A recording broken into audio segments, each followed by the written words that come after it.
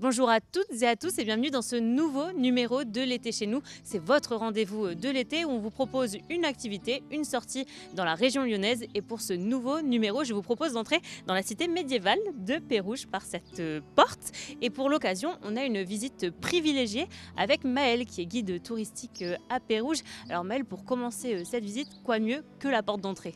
En effet, bienvenue à Pérouges. Et donc, comme vous le dites à l'instant, nous sommes bien devant l'entrée principale de la cité. Donc, c'était déjà l'entrée principale lors de la période médiévale, mais ça l'est toujours aujourd'hui. Donc, pour accueillir nos visiteurs, quoi de mieux que cette majestueuse entrée. Donc, c'est tout ce qui va nous rester du premier château qu'il y avait ici, donc à la place de la cité médiévale, un château du XIIe siècle qui a entièrement disparu et petit à petit, la cité s'est donc construite. On a gardé quand même quelques morceaux de cette enceinte fortifiée.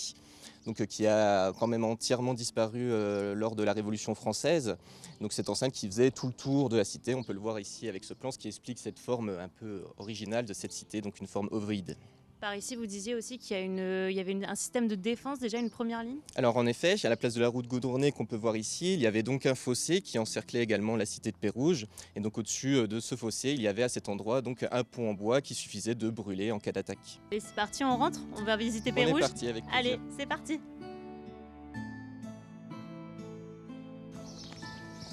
Et là maintenant, vous nous emmenez dans quelle rue, Maëlle ? Alors la rue du Prince, non pas parce qu'un prince vivait ici à Pérouges, mais nommé ainsi en l'honneur des ducs de Savoie. Donc c'est un peu nos Champs-Élysées de l'époque. C'est la rue la plus commerçante et la plus riche, surtout de la cité. Parce qu'au fond de la rue, on a donc la maison du châtelain, là où vivait la personne la plus importante et celle qui dirigeait donc la cité. Et de l'autre côté de la rue, donc on peut voir des maisons d'artisans. Donc des artisans qui ont, leurs maisons ont toutes le même principe. Au rez-de-chaussée, donc la partie atelier, au premier étage la partie habitable, et donc le grenier tout en haut de ces habitations. Donc certains avaient ce système de volets à l'horizontale, donc qui permettait par exemple à un cordonnier de disposer ses souliers sur le volet, et les gens pouvaient donc acheter directement depuis la rue ou passer commande également depuis la rue. Il y avait beaucoup de commerçants, d'artisans déjà à l'époque. Il y avait un marché tous les samedis et l'artisanat le plus représenté ici à Pérouges, c'est les tisserands. Donc on tisse le chanvre à Pérouges, contrairement aux Lyonnais qui tissaient la soie. Donc le chanvre, c'est cette matière, donc on peut dire vulgairement tissu de sac à patates. Donc c'est une matière par contre qui est très solide. Donc on fabriquait les voiles des bateaux qui circulaient sur les différentes rivières et fleuves. On pouvait faire aussi les draps des lits. On pouvait faire également les sous-vêtements. Donc les sous-vêtements, on en porte tous les jours à l'époque. On les enlève très rarement. Donc il faut que ça soit une matière solide qui puisse durer une vie, voire plusieurs. Certains pouvaient même se transmettre donc leurs vêtements de génération en génération. Il nous reste une dizaine d'artisans aujourd'hui. Donc à son apogée, il y avait jusqu'à 900 habitants dans le bourg médiéval, donc au cours du XVIIe siècle. Aujourd'hui, il n'en reste que 80, donc principalement les artisans et les restaurateurs donc, qui travaillent encore aujourd'hui dans le vieux bourg. Bon, justement, on va aller en voir un de ces artisans qui est encore en activité aujourd'hui. C'est parti ? C'est parti, je vous accompagne. Et cet artisan, c'est Guillaume. Ça fait plus de 60 ans qu'il est installé là avec sa famille dans son atelier. Et Guillaume, vous le voyez, il fait de la poterie avec un petit fond musical. Alors Guillaume, bonjour. Alors Pérouges, c'est un fort patrimoine artisanal. C'est particulier de travailler ici, c'est pour ça que vous êtes installé ? Oui, alors moi installé, c'est mon pays d'enfance, donc j'étais là quand j'étais tout petit, je suis parti, je suis revenu, ouais, c'est mon pays d'enfance et c'est un cadre d'inspiration. Voilà, on fait des métiers de patrimoine, l'artisanat, hein, la terre c'est un des plus vieux métiers, et puis on est dans un cadre patrimonial architectural, donc c'est inspirant. Puis moi en plus c'est la matière, les cailloux, la terre, ça correspond bien à Pérouges, quoi. C'est quand même super mignon comme village. Bah oui, c'est une de nos petites pépites du territoire. Donc, il a été labellisé un des plus beaux villages de France depuis 1988. Et c'est le seul plus beau village de France du département de l'Ain. Donc c'est pour ça qu'on en est très fiers aujourd'hui. Une fierté, j'imagine ici, oui. Bon, là, on est sur la place principale, la seule place même de Pérouges. Alors, qu'est-ce que vous pouvez nous dire, Maëlle, sur cette place ici ? Alors on est sur la place aujourd'hui du Tilleul, mais autrefois place de la Halle. Donc une halle médiévale se situait juste ici au-dessus de notre tête. Donc une halle qui a été brûlée en 1839. Donc on ne sait pas si ça a été un accident ou non. En tout cas, c'était la période de déclin de la cité, mais la montée en puissance de Meximieux, donc la ville voisine à la nôtre. Donc petit à petit, la ville a été délaissée avec l'ouverture de nouvelles routes commerciales au cours du XVIIIe siècle sous le règne de Louis XV. Également l'arrivée du chemin de fer à Meximieux et non pas à Pérouges. Pérouges, donc ce qui a favorisé l'essor de cette ville, mais le déclin de Pérouges.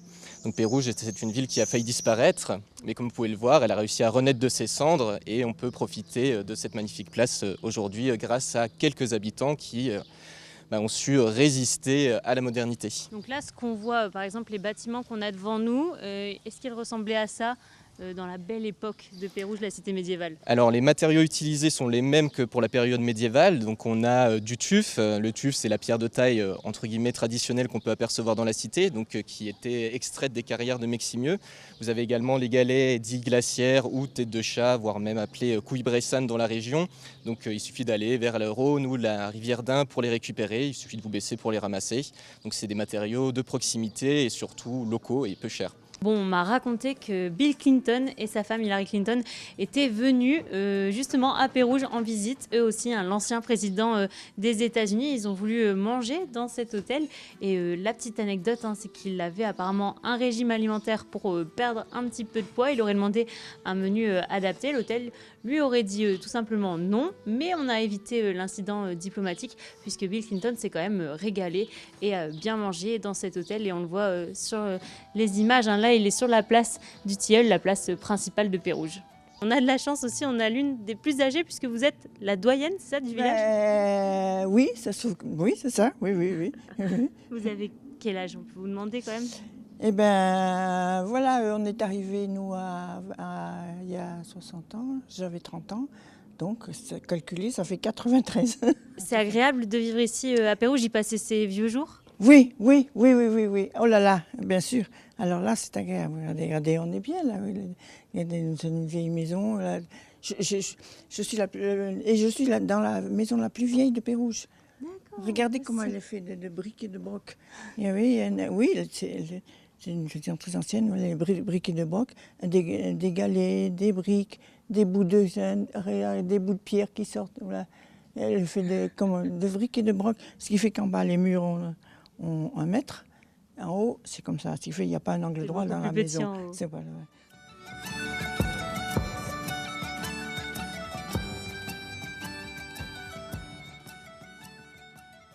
Bon, après toute cette visite historique, forcément, on a encore un petit creux. Et la spécialité culinaire du coin à Pérouges, c'est la galette. Alors, il paraît qu'il y a plein de sucre, plein de beurre. Alors, j'ai très envie de voir comment on l'a fait.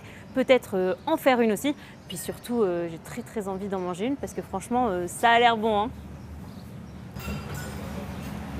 Bonjour Martin. Bonjour Jade. Alors c'est vous le spécialiste de la galette ici à Pérouges? On est plusieurs, oui. Ça fait combien de temps que vous faites des galettes à Pérouges? Moi ça fait 7 ans maintenant, mais l'hostellerie on en fait depuis bientôt 120 ans maintenant. Ça fait combien de temps que la recette a été créée? Ça fait depuis 1912, donc 111 ans. Ah oui, donc vous avez eu le temps de la travailler. Ouais, c'est ça. Je te fais cuisinière d'un jour. J'ai l'impression d'être adoubée. Hop, alors là, on est déjà un petit peu avancé dans le processus, on en est à quelle étape? Donc là, on a fabriqué la pâte déjà, on l'a laissé lever ou pousser comme on dit, environ 6 heures, ça dépend de la température, de l'hygrométrie, c'est comme le pain. Et puis là maintenant, on va passer à l'étape de cuisson. Donc voilà, là on l'a déjà mis sur un papier Kraft, avec un petit peu de farine dessous. Maintenant, on va l'étaler. Je te propose de le faire? Allez, c'est parti. On est musclé ici. Hop. Je pose délicatement. Nous, on est généreux. Hop. Voilà, Il paraît que c'est meilleur. bien sûr. Ouais, j'aime bien. On se découvre des vocations. Pourquoi la galette de Pérouges, c'est devenu un monument de la cité? Parce que tu vois le monde qui circule aujourd'hui, t'imagines que quasiment chaque personne va repartir, ou en tout cas aura mangé une part de galette. C'est une recette très simple. Tout le monde aime le beurre, tout le monde aime le sucre, tout le monde aime la pâte. Donc voilà, ça c'est un succès assuré pour cette recette. Et tu vois, les gens, quand tu te promènes dans la rue, c'est idéal, c'est l'ancêtre de la street food en fait. Les gens marcher avec une part de galette et se promener dans Pérouges, c'est idéal. Très bien, et tu tires. Est-ce que vous voulez goûter de notre galette qu'on vient de faire, de la galette de Pérouges? On la connaît très bien, la galette de Pérouges, on vient très régulièrement. On habite Saint-Maurice-de-Bénaud et Pérouges, Titouan, c'est son petit pèlerinage. On vient très souvent ensemble. Tous les 3 mois? 3-4 mois. Ah oui, délicieux. Merci beaucoup. On est venu avant tout faire une balade moto et puis voilà, visiter des petits villages. Voilà, Pérouges, c'est pas très loin de chez nous, c'est à 100 et quelques kilomètres, mais on est rarement venu. Moi, la dernière fois que je suis venue, je devais avoir 10 ans, donc il y a 50 ans. Je me rappelle mes yeux de petite fille, je me rappelle des pavés, tout ça. Mais autrement, je revois bien la vieille cité. Elle était sûrement moins bien entretenue à l'époque que maintenant. Bon, c'est très joli à voir, il y a beaucoup de choses, c'est magnifique, c'est bien entretenu.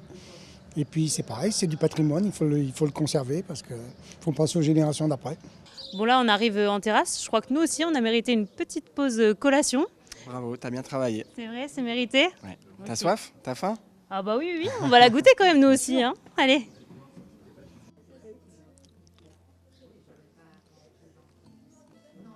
Dis donc, c'est super bon. Hein.